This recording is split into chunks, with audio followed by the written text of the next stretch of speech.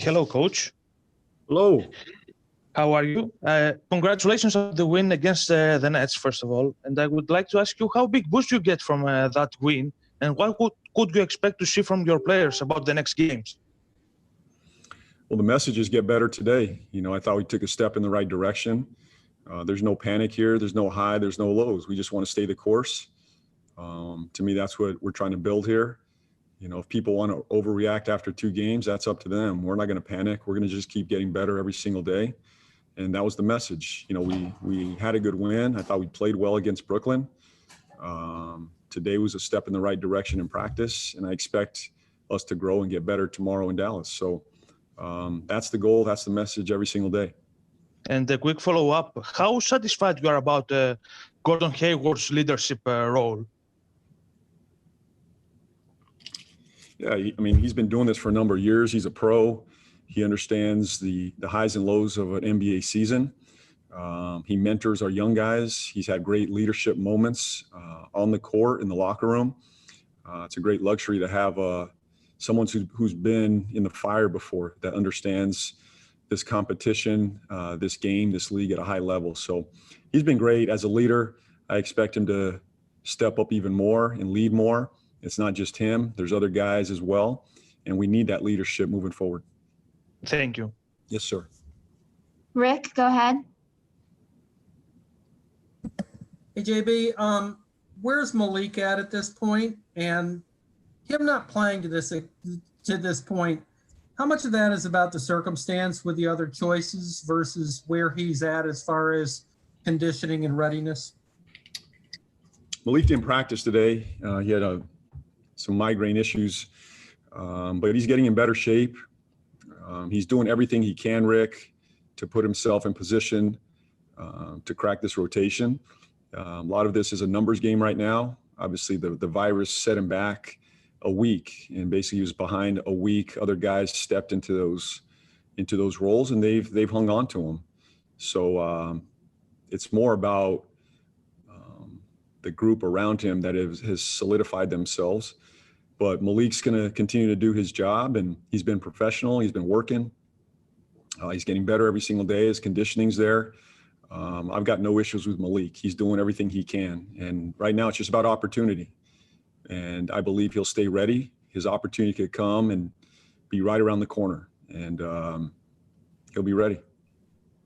Was anybody else not able to practice, and how was PJ's ankle? PJ practiced today. Everybody else was a go, other than Zeller. Thanks. Sam Perley. Did Zeller's video go viral? I think so. Hey, JB, I know it's only been 3 games. But Sam, did you see that video? Of Cody? Yeah. On the naughty list, nice list? Yeah. I did see it. Okay. Just checking. I know it's only been 3 games into the season, but what have you noticed from playing Terry and Gordon together? Can you tell at this point that they have sort of a pre-existing chemistry, because they seem to be, at least from the initial glance, complementing each other really well? They look like they have chemistry. I don't know if it's just back to their time in Boston. I don't know, Sam. I can't really speak to that. All I can say is, based on what I see, I think they play off each other well. I'm sure they understand each other's game at a higher level than if they just came in blindly to the situation. So there's history there, there's connection, there's chemistry.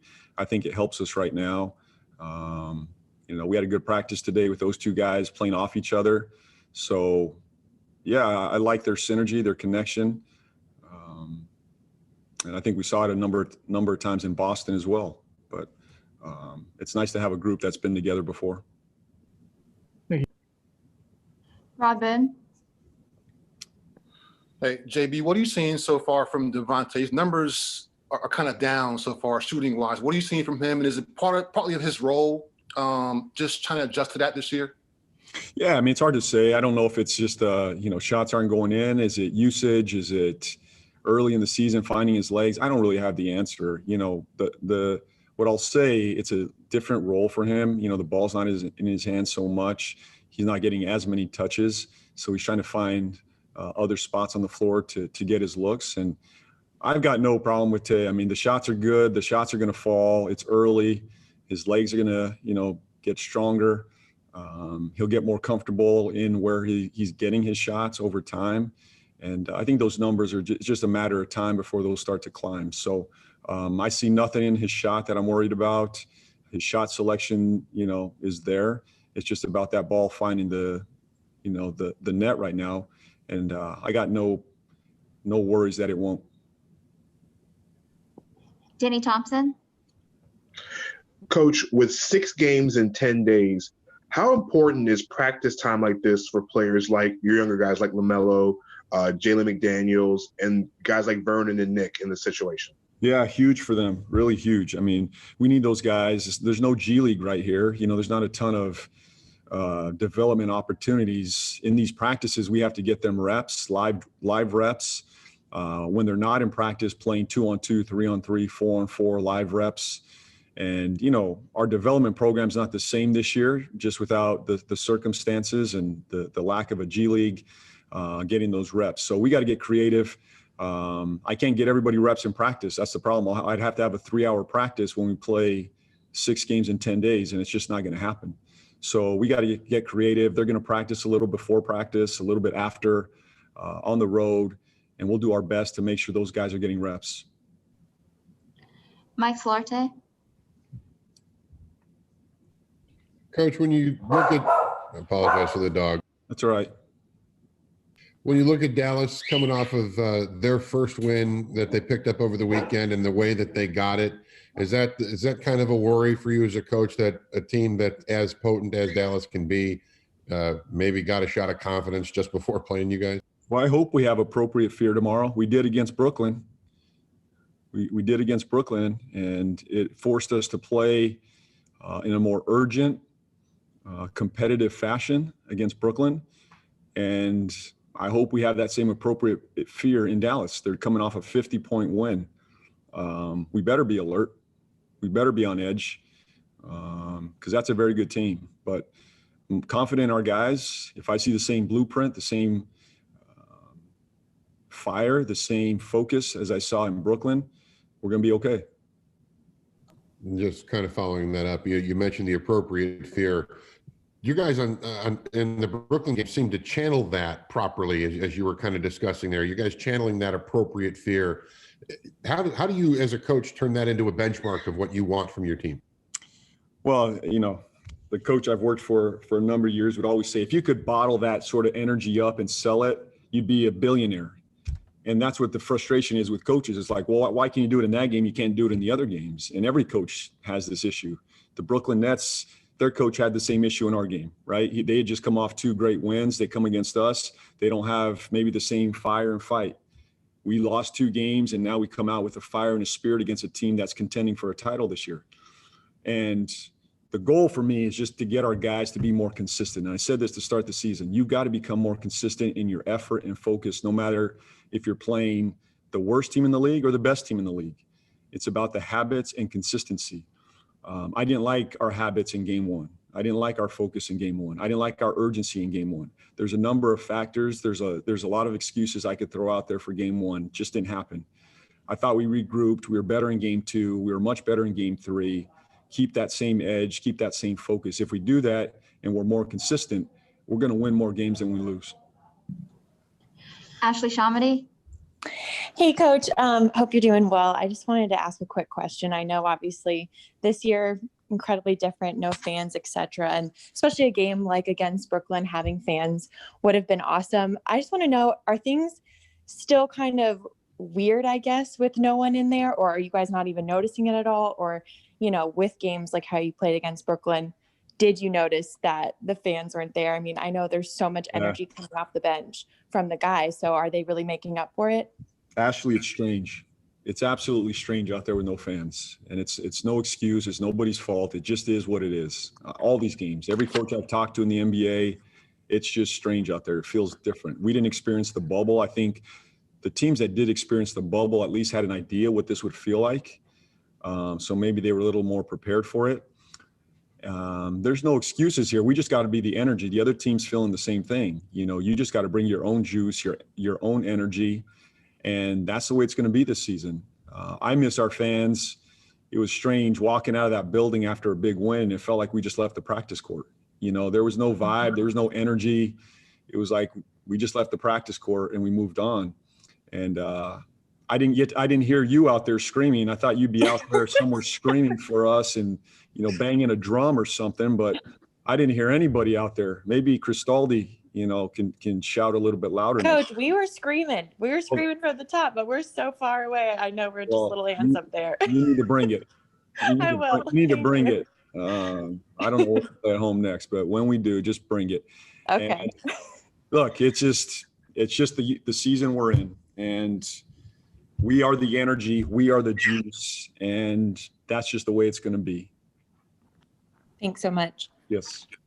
All right, we only have a time for a couple more, so we'll go to Richie and end with Rick.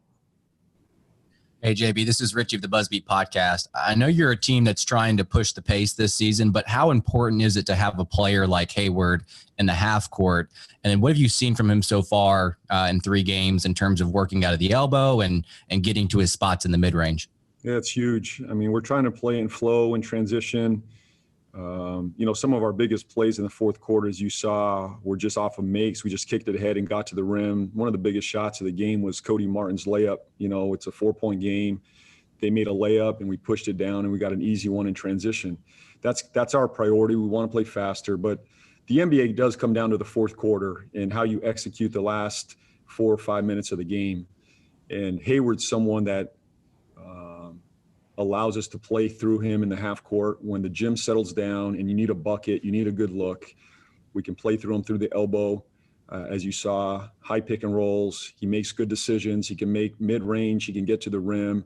And obviously he's a playmaker.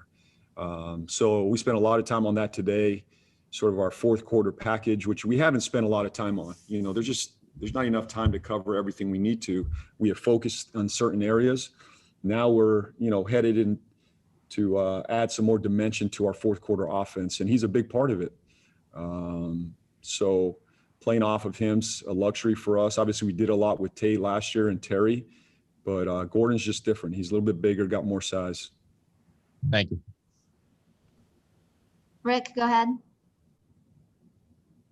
Hey, JB, you and everybody in the NBA has obviously talked about how truncated this preseason has been. You're about to face 10 games in 16 days. How are you going to navigate that, both in terms of rotations and how you use off days? We got to be smart, Rick. I mean, this is really about being efficient with our time, our practice time, our shoot-arounds. The minutes, I'm just going to have to go game by game. I can't plan out the next 10 games. This is just going to be day-to-day, game-to-game, figuring out the rotation and the minutes, how guys feel. It's still very early. So this is not about pushing guys and getting people injured. We got to be smart here and efficient. So we'll take the minutes, the games, game by game. But our off days are going to have to be off, making sure we get recovery, making sure guys are getting treatment. And there's no better performance team than our staff here, making sure that I'm not running them into the ground, number one. They're getting their treatments, their table time, and then not overdoing the practices. And that's a challenge, Rick. You know that when you're trying to develop a team and build a team and you can't even go out there and practice, you just have to really, we're going to be learning through the games. That's this type of season. We're going to be coaching through games, learning through film sessions, not a whole lot of practice time moving forward, because at the end of the day, to win games in this league, you got to be fresh and you got to have healthy bodies. You could have the greatest practice in the world, but if you're dead beat the next evening playing an NBA game, it does you no good. So we got to be smart, be efficient. Will you have to be extra careful with starters' minutes in these circumstances? Yeah, I think everybody's minutes, and I feel like they're getting in better shape, Rick. I'm just giving you my gut. I just feel like the guys are getting in better shape. We're not where we need to be. Minutes I think the thing I'm focused on right now in minutes is not long runs. More than the totality of their minutes, it's more the runs. I think when guys right now that I'm seeing, when it gets past that 5-6 minute mark, they're hitting the empty tank quickly. So that's where I have to pull it. So there might be, just shorter runs and trying to get to their minutes over time with shorter runs.